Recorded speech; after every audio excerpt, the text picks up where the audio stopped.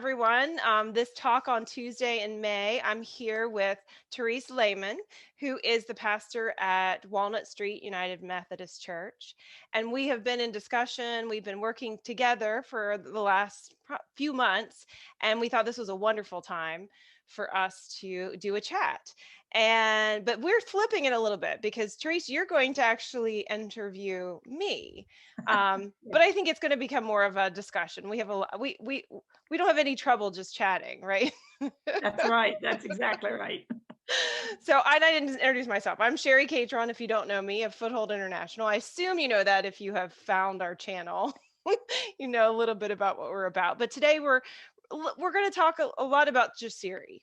And so I know you have some questions for me, for us as an organization about Jasiri. So I'll kind of let you go from there. Is there anything else I missed kind of in our opening? Feel free to add. Well, no, other than I met you and Brad, and when I moved to Chillicothe 10 months ago, and really got interested in the whole Foothold ministry, and particularly of the Jasiri Project. And so I have kind of guided our church into making a partnership, a commitment to help with this. And so I'd like to just ask more about that project, and then we'll see where the conversation leads us. And is there anything else you'd like to share about your church in Chillicothe? Anything you'd like people to know? So I moved during a time of COVID, Mm-hmm. which I think was very hard. The church was just beginning to meet in person again. And here I come in, a new pastor, not knowing people, them not knowing me. And we're trying to see how do we pick up and begin ministry together when our hands are tied because of all the restrictions. Wow. It's been quite a journey, Cherie. It really has. And in the midst of all that is when I met you. And I have a firm belief that we are called as people of God to do ministry and to do mission and outreach. And I believe mission and outreach comes in three parts: locally, nationally, and internationally. And our church was lacking in the international ministry field. So when I found out we had a local international ministry, I thought, well, duh, we should be finding out more about it. So that is where our church comes, and we're excited about, once again, partnering with you and with these beautiful people in Kenya. Wow. To be able to understand more about them, their lives, because it's so different from ours. And so that's kind of what I'm hoping for today, is to find out more about them and how can we be brothers and sisters to them, even though we're not living in that same country. That's awesome. I want to say one thing. Brad brought this up because this month, the month of April, that was focused on our Biosand project. And Walnut Street United Methodist, before you were a pastor there, was instrumental in that very beginning. It was a rough beginning. And so, but had provided funds for us to really get that project started. And so we were just reflecting on that. So I think that's another conversation that we need to have too, how that's come full circle and how grateful we are from those rough beginnings. Yes, and thank that you for people bringing that up. believed in us enough to take a risk. And, nothing is guaranteed when you start a new project. Absolutely, yes. They had done some ministry work with project in Mexico, but I think COVID kind of stopped everything. So when I came in, it was a time to take a fresh look, and God's led us back to Foothold. Isn't that amazing? It is amazing. In our lives, things do go full circle. So yeah, it's been exciting to see that. And I'm excited for those other conversations too. So I think you have some questions specifically about Jasiri, right, for me that, and I've actually got my kit here, so I'll share with you in that. Good, that's really exciting. Yes. So when I met with you, you started talking about Jasiri Project, and I'd said, what project could we specifically get involved with to back one project rather than trying to do too many things? Mhm. And I thought, what is something that the people of Walnut Street and maybe other people could really try to understand that's so different, things we take for granted that's people in other parts of the world don't have. So can you tell us a little bit more about the Jasiri Project, what it is? And I'm going to be totally honest here, Cherie. When you told me about washable pads for women and for girls, I thought, what is she talking about? I've never used that. Well, I don't understand what she's talking about, and I've had 4 kids. So tell us all about it and how it started, what happened. Okay. A lot of things. First of all, the word Jasiri is a Swahili word that means bold, confident, and brave.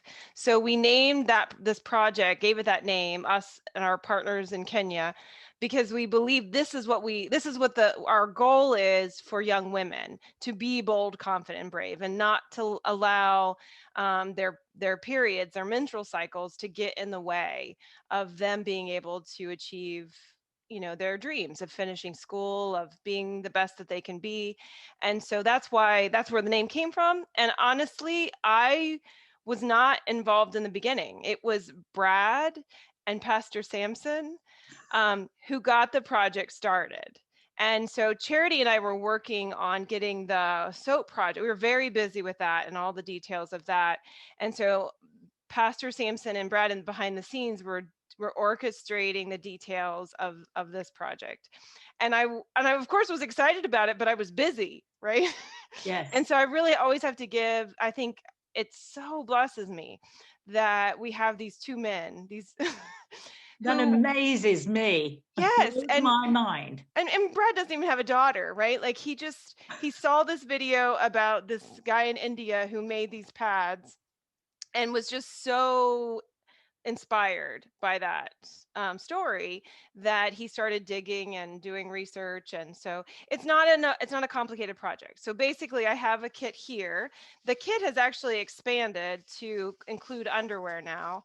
But the project is not just a charitable project, it's also a sustainable business.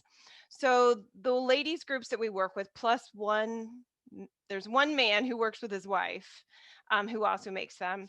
So they also sell these in the community. Because they're so affordable, and so that they get an income. They also receive, whenever someone donates and wants to give to the project, the pads go to girls in school who can't afford, or women in the community that the ladies groups identify as someone who needs and can't afford their own kit. So this kit, basically the bag is it's like ripstop nylon. So it's somewhat waterproof. And then they have another sachet for soiled pads. But these are made out of flannel, and the inside has several layers of flannel, as well as the ripstop nylon as a barrier.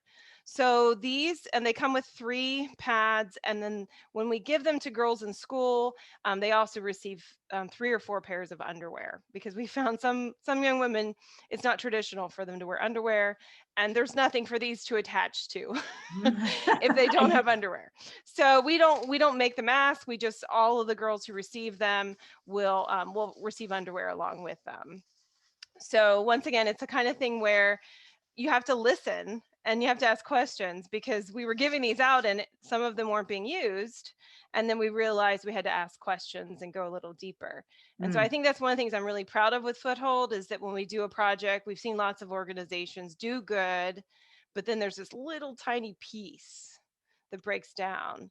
And so a subtle thing like underwear, I feel like is something I'm really proud of, that we're paying attention to those details. So so that's, I think does that explain the project well enough? Yeah. Yes, exactly. Yes. So, so you've got these kits and you're handing them out to girls in school primarily. Is that right? Yes. So, how are they educated about them? How do they learn about their periods? And it's my understanding also that a part of the reason this started up was because girls were, as soon as they started their periods, just dropping out of school and not finishing Yes. education. Yes. So how are they educated about this? I've had the privilege of being in the schools when they were doing this, and it is a whole lot of fun. It was a very different experience than what I experienced in the U.S. when I was in fifth grade, and they gave us the talk. The girls sing and they dance, and they are just eager and excited to hear what is being shared with them. So our team, Jennifer Moses, who we've talked about before, was a young woman who had dropped out of school and was mentored by our women's group, and they had donated pads to her. So she has just this has just transformed her life, and so now she goes into the schools. She speaks the local language, so she's able to reach with her local language young women who are hard to reach. And so she works with the teachers in the school, and they give a presentation among many presentations, but usually about once a month, or after they have they'll kind of check in once or twice a month, isn't just once a year, and identify girls that are either starting their periods or very close to it. And they'll, sometimes it's just a handful of girls, sometimes it's 20 girls. So we have to keep in touch with the school. It isn't just a once and done. There's continuous follow up. Um, and so it's like I said, it was a lot. I've got some video I can share with you too of going into the school and the girls receiving their kits, and of course they sing, and then they thank us for them, and it is just really a lot of fun. And after one of the visits, I asked Jennifer, how do you feel, because she is just, when I first met her, she was very, I would say, post trauma. Like, she was really shaken, because a lot of these young women, when they drop out of school, are sexually abused um, repeatedly. And so she was just telling her story and was very vulnerable. And to see her now, this powerful, beautiful woman, standing tall in front of these young girls and telling them how to protect themselves, because they also include some awareness on protecting them from sexual exploitation. So they teach the girls too that no one should touch them inappropriately. They explain what inappropriate touching is, and they tell them that they can report it to the school, and that the school will take care of them. So it's another reason why staying in school is really protective, because that's one of the reasons when they drop out of school that they become exploited, is because they don't have that protective factor. They don't have someone watching out for them, telling them what their rights are. And so a lot of these young men are scared of girls that are in school because they're not as vulnerable. And so that's just another way. We had no idea that was the dynamic when we started this project, and we were absolutely horrified and a little nervous. We thought, oh my gosh, we're sort of coming into this situation as outsiders, and this is a big game changer in this community. And we interviewed the village elders, and we talked to the local pastors, and they were all supportive. They all said this is true what happens, and there's been no negative feedback there's been no backlash basically from this, which is really Wow. surprising. I don't Yeah. So how are the mothers of these Mm. young girls reacting? Because presumably many of them didn't finish school and were the vulnerable ones who were abused in some form. Right. That is kind of I've been troubled by that response. It hasn't been negative, right? They haven't been against it, but it's been very I would say muted, very apathetic, very not necessarily. I would say it's just very neutral, because before this, the mothers commonly would say, when the girls would come and share that they'd been sexually abused, as it is kind of cultural ritual, they would say, well, this happened to me. You just have to get used to it. You can't say anything about it. Just keep your mouth shut. And so when we talk to the mothers, I think they have been so traumatized in their history, that they seem to be supportive, but I haven't really had those conversations. They haven't gone They haven't been, they've been very surface level. And I don't know that many of those women are able to talk about it in the way that I would love to engage with them on it in my experience so far. But Right, right. they haven't been resistant. I'll say that. There's not been any resistance So they to allow the it. girls to use the pads and just Yes. so they can stay in Yes. school and be protected and Yes. okay. All And right. they are proud of, I mean, they do express pride that their daughters are finishing school. So there isn't like a jealousy or a resentment, that we don't see any of that um, so Yeah. far. Right. So on some level, they must be, very grateful and thankful and see maybe a different future for their daughters, Right. which as mothers we hope Yeah. for. Yeah. Yeah. I think for them, they just didn't know another way. Right. I don't think they Yeah. could have imagined that their daughters could have a better life than they did. And I think they often told them, keep your mouth shut, out of a sense of protection. And Yes. so, yeah, so we're still asking questions. We're still, you know, working to learn more about that. But so far, they've been very grateful. Um, So using having these pads, it amazes me that something as simple as a washable pad yeah. could make such a huge impact on the life of a young woman. So with some now who have been using, I'm not sure how long the project has been in operation, but for those who first received the pads and have been using them, maybe even have graduated school now, what has that meant to them? Hmm. We are working on following some of those young women. So we haven't, a lot of time it's hard to track them because they often go to school outside of the area. So that is something we are working on, following up with those women who receive them now we follow up with them right in the beginning while they're still in school, and we Yeah. get lots of positive feedback, and very grateful, and we have a partner on the ground, Taveta Children's Assistance, who provides additional support for kids to stay in school and support for their families. And so they've been tracking, um, the young women through their project. But it is hard to track them after they, Sure, because sure. Yeah. they go to primary school locally, and then unless their families can afford to send them to a better school, and then for high school they get kind of splintered out, so it's a little bit of a challenge to track them down. Okay. um, Okay. Yes. Because I would think that it's changing how schools look because presumably in high school there were mostly boy students and not mhm, very many girls. And now suddenly you're getting 50-50. So I'm mhm, sure that has changed the whole outlook of high school for mhm. that area. That's interesting because actually we have seen more girls going to school even before this project. Um, that boys just tended to.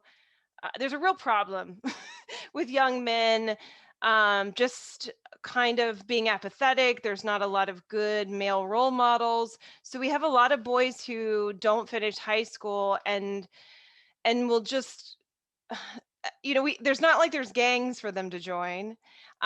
There's not a lot of jobs for them to do. A lot of them are just running out around and getting in trouble. Mm. And so, young women will drop out of school for their periods, or they'll drop out to take care of their families very commonly, or they get pregnant. But for young men, it just seems to be a lack of guidance and mentorship with young men. So Mm. it's the scales have actually been tipped a little bit in the girls' direction. There's been a lot of the Girl Project. There's been a lot of international aid given to keeping girls in school, a lot more funding, a lot more attention. And so it's something I've been concerned about since we first are going to Kenya, was kind of the neglect of the male child Yes. in the families, and then they become fathers, and so Yes. that's something that is all I've always got my eye on. At the same time, how can we reach those young men, because they are harder to reach Yes. than the young women are. Well, and because there's so much sexual abuse and that is their culture, as you've said. So So what happens with the education? I'm thinking, sexual education Mhm. of boys about girls, because I'm assuming that many male role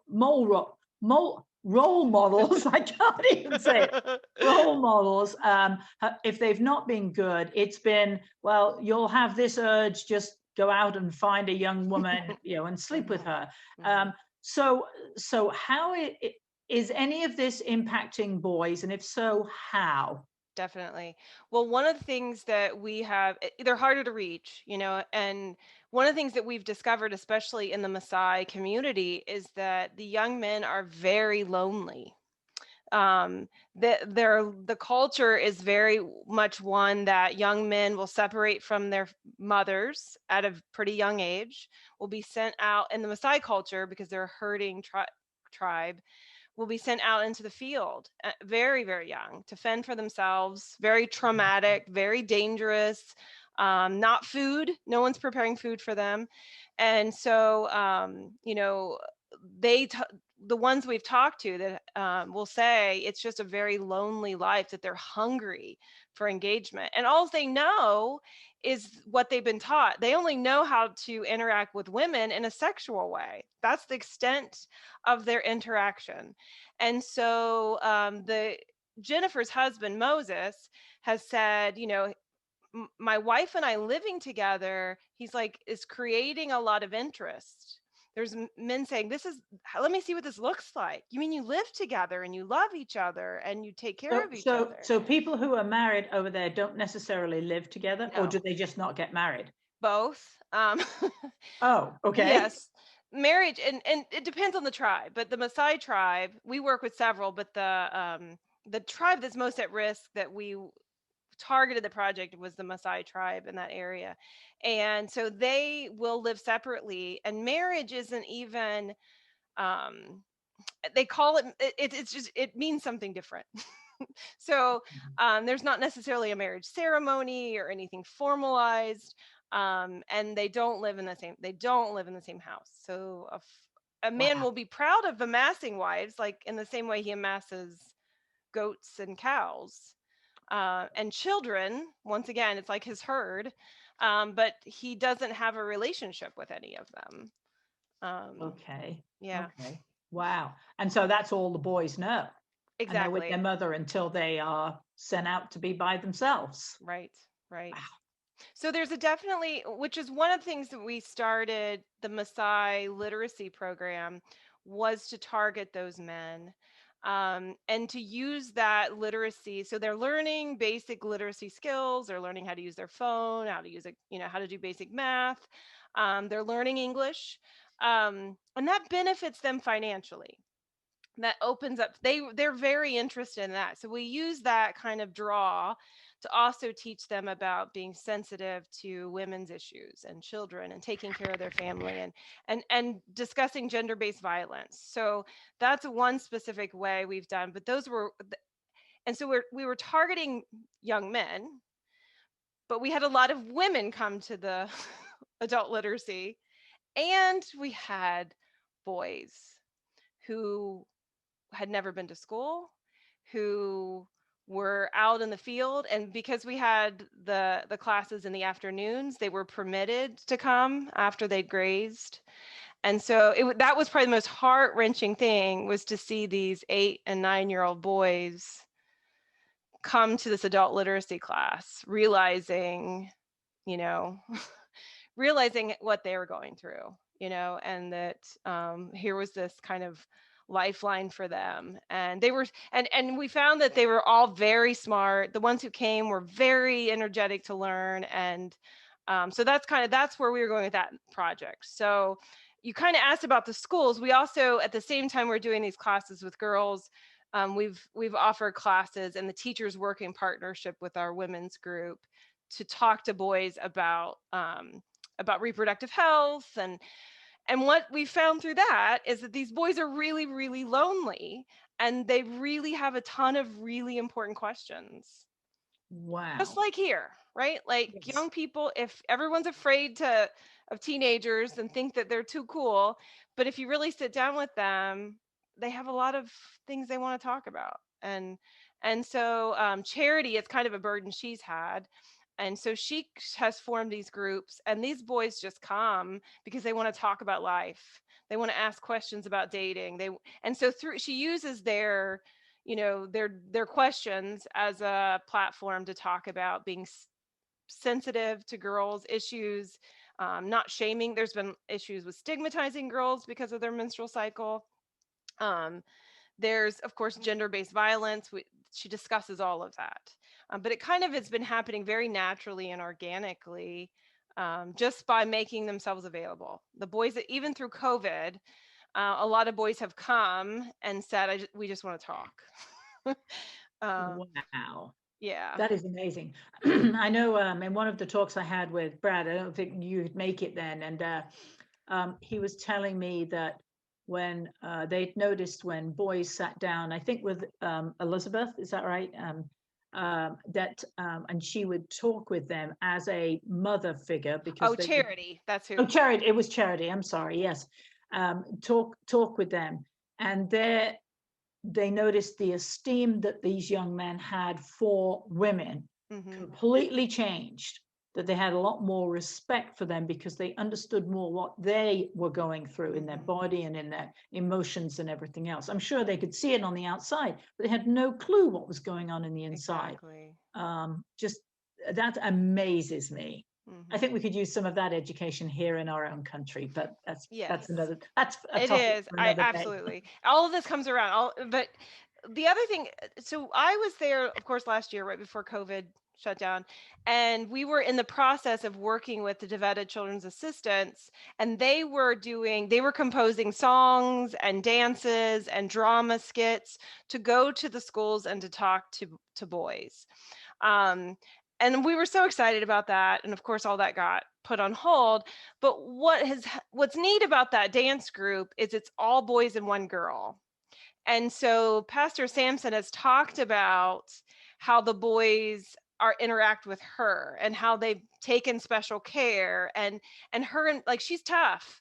um and she's dancing with the boys, and but at the same time they've had discussions about this, and that they have really valued her, and her being involved in it has been really educational for them. That's the other thing, is most high schools there are separated by gender. So, for girls, that's usually good. Yes. Research shows girls do better in school. However, it kind of polarizes some of these issues. It's not necessarily good for the boys as in the same way. And so, Exactly. so some of the schools are integrating. I mean, they're kind of experimenting there with different models, but Wow. Just it's such a different world and we don't realize. Yeah, but it highlights, I think, some of the way we've gone backwards in many directions, I think, I agree. in our own education of young men and women. Yes. Definitely. Well, I also, I find working there, it's amazing when people, I don't know, sometimes how quickly things can change. I think that's what's is really exciting to work there, and to think, oh, this issue is so deeply embedded, it can't change. And it changes so fast.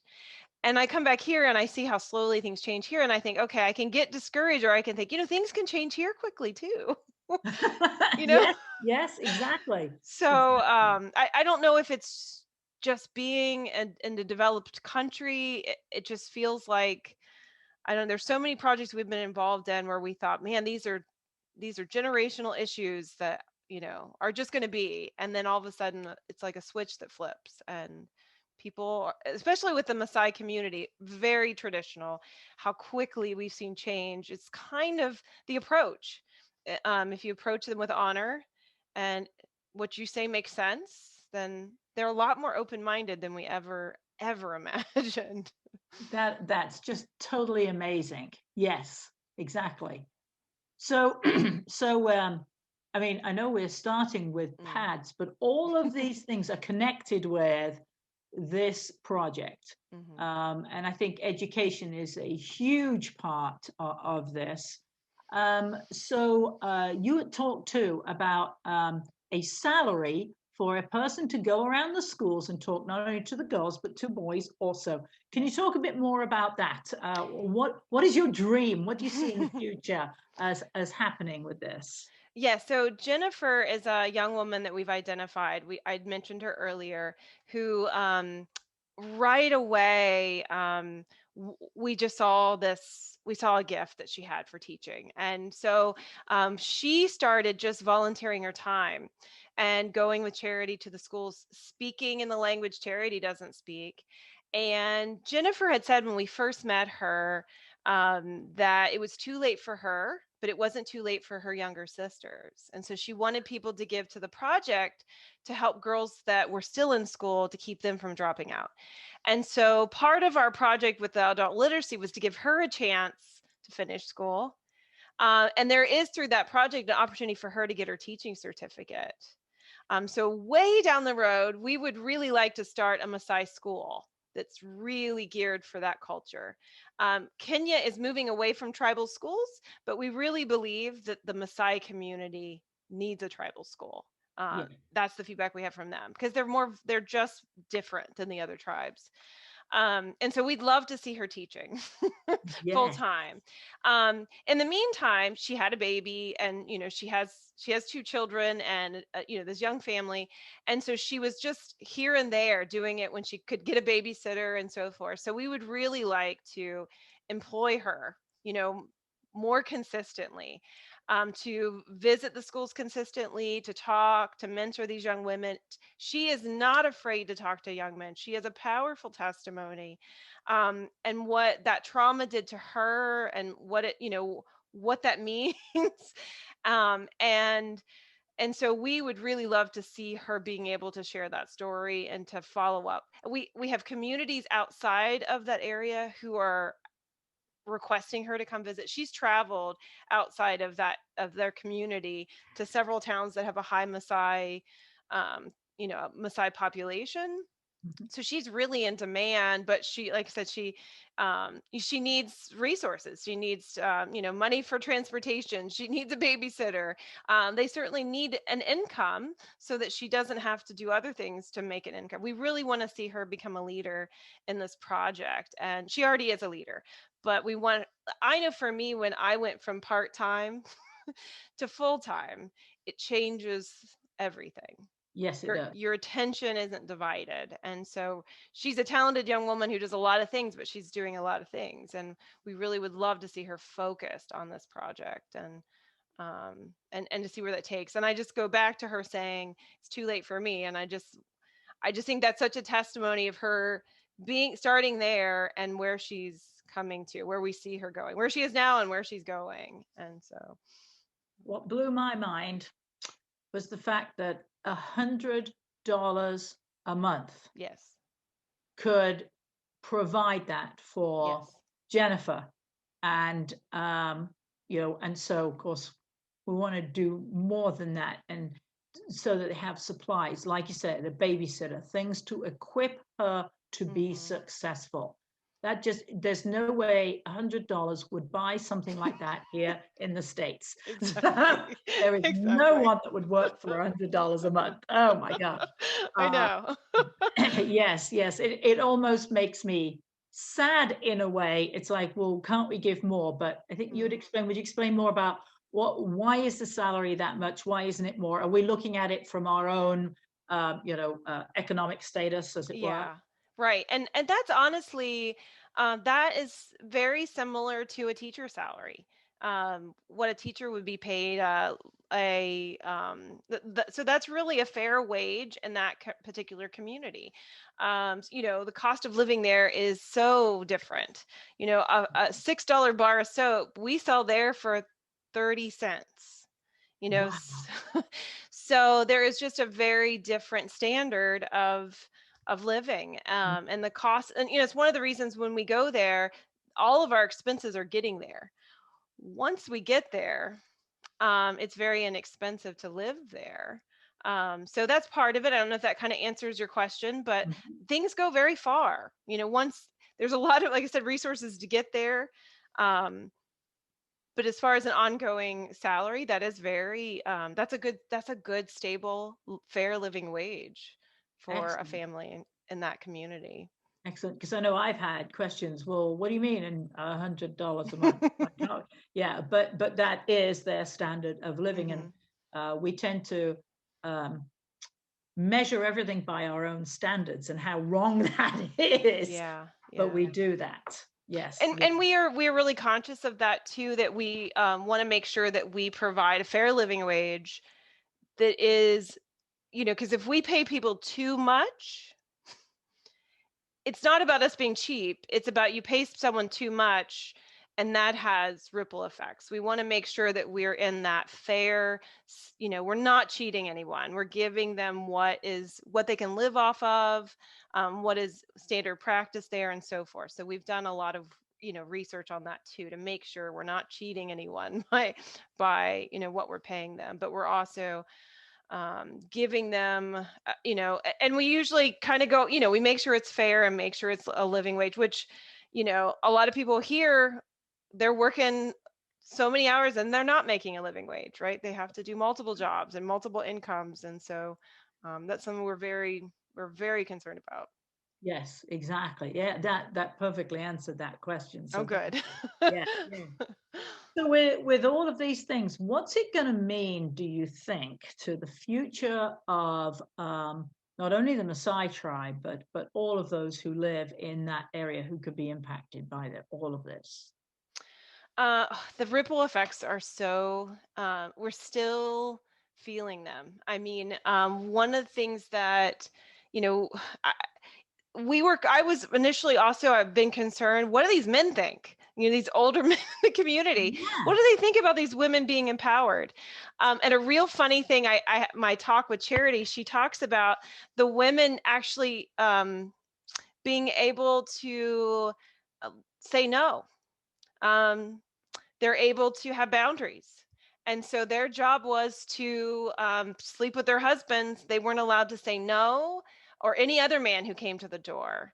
And by having an income and having a support group, they don't need to just agree to any man who comes to the door. And so, one of the things we're hopeful for is to see these relationships become less transactional and more relational. And Hmm. we're seeing that slowly because the women get it, right? And we work with men who are humble and seek to empower women, like the Pastor Isaiah, who's in that tribal community. And so, those are some of the things we're seeing. And I don't know where that, I don't know, the ripple effects are hard to measure the impact of that.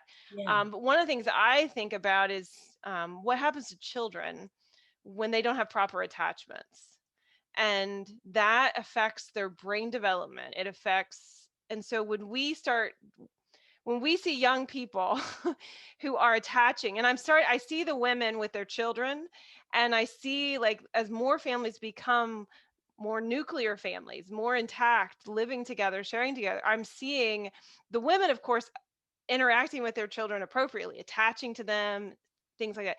But we're also seeing the men become more involved and the men taking care. And so I am excited to see what the next generation looks like, that they're no longer satisfied by living these isolated, traumatic experiences, but how much stronger they can be, together. So I don't know if that answers it. Yeah. That's a big question. I think it's not something that's easy to measure what can become from here. Our hope is that what we're doing is having a ripple effect on the economy, and seeing these groups empowered financially, so that this economy isn't so economically depressed that parents can afford to send their children to school. And we know they can. We know it's possible. It's about what they value. Many of them Mhm. have the resources. So part of what we're doing is increasing the value in education. So when these young men go to adult literacy school, now when they have children, they're more likely to send their children to school instead of sending them out into the bush to graze cattle. So those are the real things that we're looking at, and reducing overall that gender-based violence, giving women more of a chance determine, what they want and what they don't, and Yeah. not to be so exploited. And Yes, it's going to be interesting to see what kind of relationships the adult men begin to have with their sons and with the other boys in the tribe. absolutely. It's going to be a learning curve. Like we've Mhm. seen, I've seen in the in the Christian churches in Kenya have been very powerfully instrumental in giving men kind of an excuse to be more engaged in their families.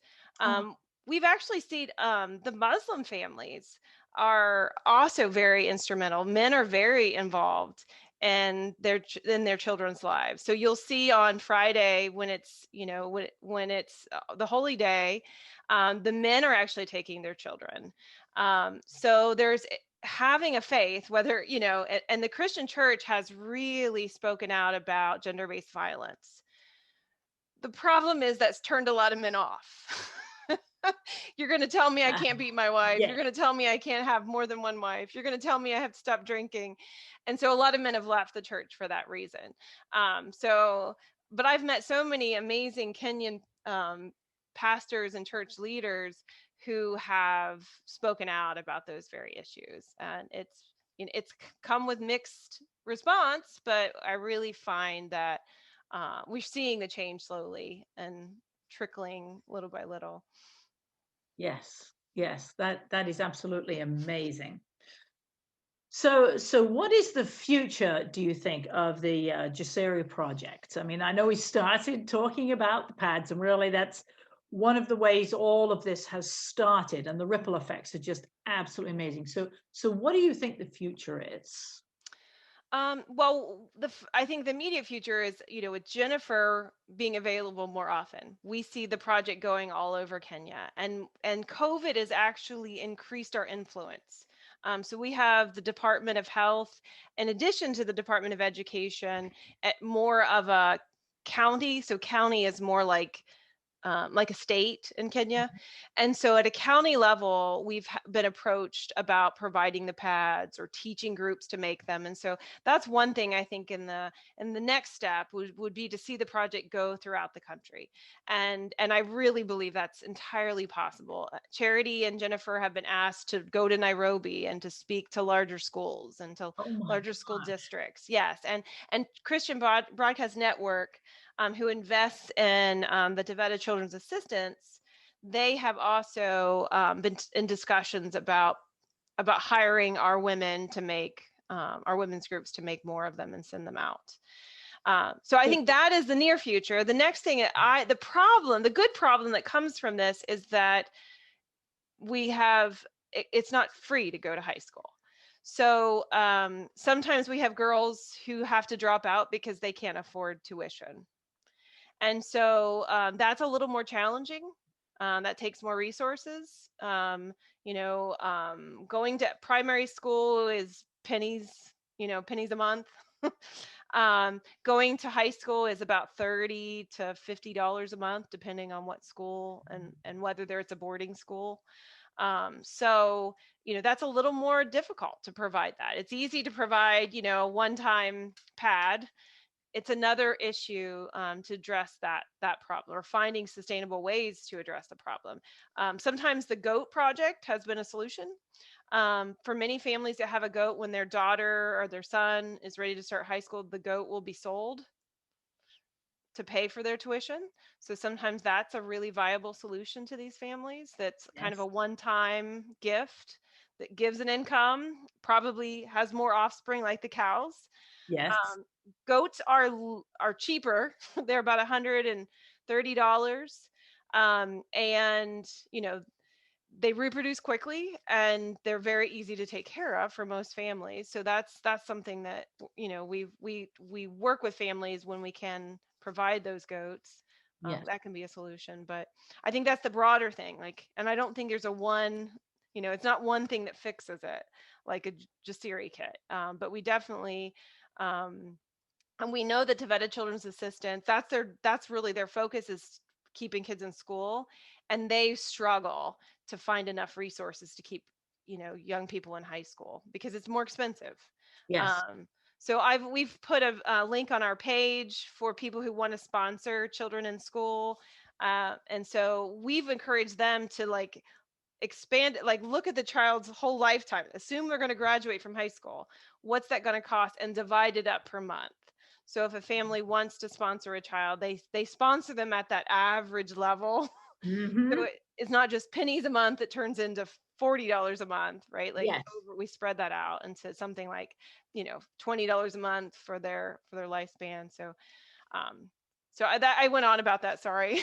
No, no, because I mean, that is amazing. In and of itself, Jasiri helps one area. Well, that is not only helping produce, more productive adults, males and females, but also you have the added burden of other issues as they arise because of that. Right, Because, good well, problems, right? yes, oh yes, definitely. So yes, and the fact that we take education for granted and how much or Mhm. how often we hear teenagers complain about having to go to school, Yeah, and yet in Kenya they have to pay to go and how much they exactly. want to. Yeah, that was a real challenge when I was teaching to come back Yeah. from those trips. And I had a hard time being patient with those teenagers that were complaining about being in school. Exactly. Maybe a trip to Kenya is what they need to realize how Yeah, meet these girls who would dream of finishing school, dream of going to college. that. So if a girl or boy for that matter wants to go to college, how far away from the particular village that you work with, how far away do they have to go? It really depends. Now, in the area, there are polytechnic schools. So those like trade schools are very common and nearby, and they're very inexpensive. So that's a viable option for many of them to go to trade school and learn a technical, you know, get a technical degree. But to get a college, a lot of times they have to go to Nairobi or to Mombasa. I mean, those are hours drive. Nairobi is a 6 to 8 hour drive. Mombasa's 5 hours from there. So, they really have to leave everything behind. They Yes. have to go Yes. very far away to get it. It is a huge leap. I will say the Taveta Children's Assistance has a lot of young people who've gone off to college and will come back and give testimonies. So that's a really exciting thing to see. They're doing incredible work, and we're just incredibly just blessed to be in partnership with them because the work they're doing is really amazing, and it fits so well with what we do. I think that's what's so amazing about Jennifer, in that she grew up in that area and now she's getting this education, and for her to want to pour back into her own community. And Yeah, that's what's needed, because she's not a foreigner coming in to say, absolutely. this is how you should live. She's someone who's made that choice and coming back to her own people. Yeah. Um, Talk to me a little bit about, where are the pads made? How are they made? Who makes them? So our Namalak ladies group, and then we have a Taveta group that's in the town, and we have a Darius. So we have three groups that are making them. They make one challenge, I would say, the fabric that's hard for them to. It's available, but the flannel is something that is a little more expensive because people don't really use flannel so much there. It's a hot area. Yeah. And so flannel is usually reserved for babies. So a lot of times they use them for diapers, type of fabrics, and things like that. So whenever I go over, I try to take some flannel with me, whatever I can carry, just because I can get it cheaper here and usually better quality. So the project started with our Namalak ladies group in the Maasai community, and we provided them a sewing machine and trained them on how to make them. So it's not a difficult project to sew. So we have expanded now. The group has two sewing machines, and then we've added two more groups on that have multiple sewing machines. So it's mostly young women, but we've taught some young men to make them as well, which I always find super exciting. Um, when I was there 2 years ago, I met with a ladies group, and they were very, very much fun. They asked all the questions that we never want to talk about in, polite company. Yeah.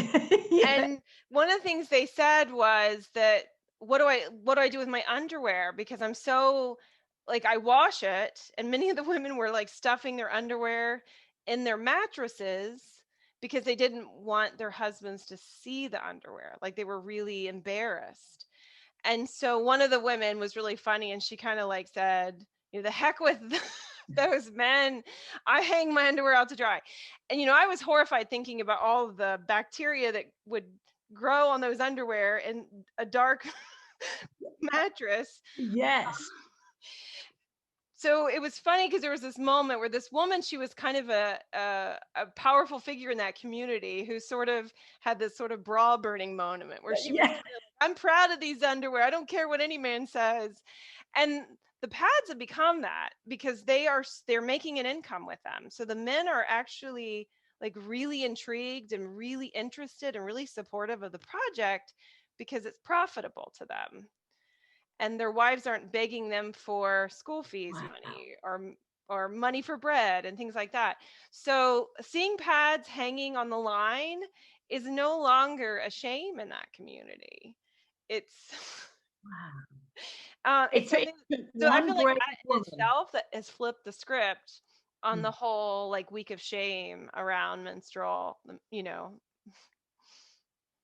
That's amazing. It took one strong woman to say, take a step, and Yeah. then everybody follows. Yes. That's amazing what it's had, the impact it's had on the whole community. Yeah. And also those men, those key men who supported the project, who who were behind those women. And I think that's what we've seen is just Pastor Isaiah is such a humble, just kind, generous man who doesn't need to take credit for things. He just wants these women to be empowered, and that's something that's been such a blessing to work with men, men like him, like men like my husband, men like Pastor Sampson, who are, I think, that humility, being a servant leader and seeing the potential in these women and understanding their suffering, their needs, and appreciating them for their gifts. And Yeah, yeah, that just blows my mind.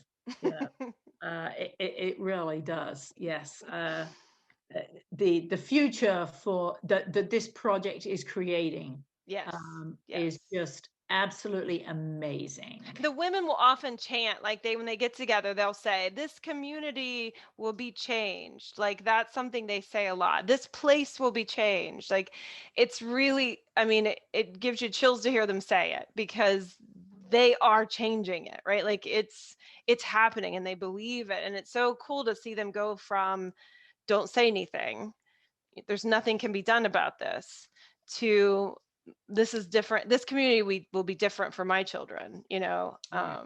Yes, yes, yes. Uh, I think that's something that can learn from them. So much, Yeah, in absolutely. our developed world, how much Yes. we have to learn yet. Yes, For sure. yes, yeah, For sure. exactly right. Exactly.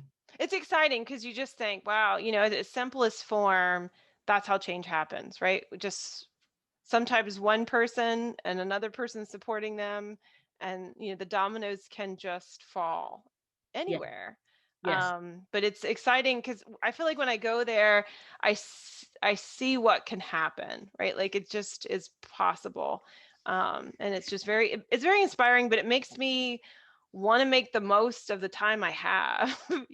I think about how powerful they are and what they've had to overcome, and I just have a hard time complaining about the things I want to complain about, or the things that I want to like let stop me, when I think about all of the hard work those women do and how yes, happy they are, and how empowered they are to, I just, it makes me not want to ever feel sorry for myself.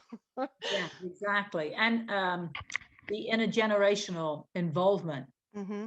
with this project. I mean, they're reaching out to young women and now young boys as well. But the impact it's had on those who have been abused and have children, but the young women who are making a difference, and then the impact that's then having on their parents, grandparents, however, Right, right, whomever, are just right. as change is happening. Mm-hmm. Just- Because That's a, one thing I was really impressed with Pastor Isaiah, that he's gained the respect of his community at the same time putting a stake in the ground. So he became a village elder, and he said, I'm going to have one wife, and we're going to build a house, and we're going to live together. So he didn't go around telling people how to live their lives. He just said, I'm going to live my life this way. It was like a shining, city on a hill. And then he would go like once a week. He goes with the village elders, and he goes from homestead to homestead. And he asks, he honors them. He has tea with them. And then he says, I noticed your children are not going to school. What's happening here? And he tries to talk to them in a very respectful way. And I think it's just all these different facets together. That approach is something I can never do. That's yeah, an influence he has, and that he's using that. And then we're influencing where we can. And like you said, it's multi-generational, and it is just the perfect. It's not perfect, but it's such the right soil, the right people pushing levers in different directions that are making it happen. yeah, exactly, exactly. Well, I don't know about anybody else, Cherie, but for me, I know I had talked with you before and I got excited. I'm even more excited. Every time I talk with you, I learn more about this project and how it is impacting the lives of so many people. And to think that it can reach not only beyond the village, but beyond even the country of Kenya Yeah. into other countries and other areas, that's Mm. just absolutely blows my mind. So I am just so thankful that God led us to partner with you, Mm. and that we will continue that. So I want to thank you for all the work that you and Brad do, for the connections that you've made, and for empowering the people who live there to reach out to help themselves Mm. and those that they live with. It's not other people from another country coming in and trying to tell them what to do. Right. That's not the way to affect change at all. Hmm. So I, in my deepest prayer is that one of these days I would get to travel with you. Yes. These people that you are talking about, Yes. kind of have to wait for COVID, I know, I but know. and be patient. But one of these days, that is a dream of mine. So That's wonderful. We definitely would be welcome to making that dream happen. It is such a gift for you to take this time and to want to hear more about us and to ask these questions, and time is just such a beautiful gift to give to each other, yes, especially it is. Yes. especially today, during this time. So, do you have any other questions? Have we gone through them all? We've gone through all the questions I Okay. have right now, but All I'm sure right. other people who have been hearing this or hear about this have questions. They could always contact you. They shouldn't Absolutely. contact me. I won't have the answers, but I know you will. Yes, So and we'll put details in the comments where people can go and sign up for our email. They can find our contact information. They can subscribe to our channel. All those things we are easy. We'll put all that in the comment sections of the video. So just look down below and you'll see all that information. And we'll look forward to chatting again. I think we have many more things to talk about. If nothing else, we definitely have biosand to talk about very soon. that's exactly right. I'm interested in that project also. All right. But yes, well, I want to thank you so much for your time, Cherie, and for we can see the excitement in your body language and in your voice for these people and what's happening Yeah. in that village where you started. So Yes. thank you so very much. Thank you again. And we will say goodbye this evening, right? This has been our talk on Tuesday for the month of May. So thank you again.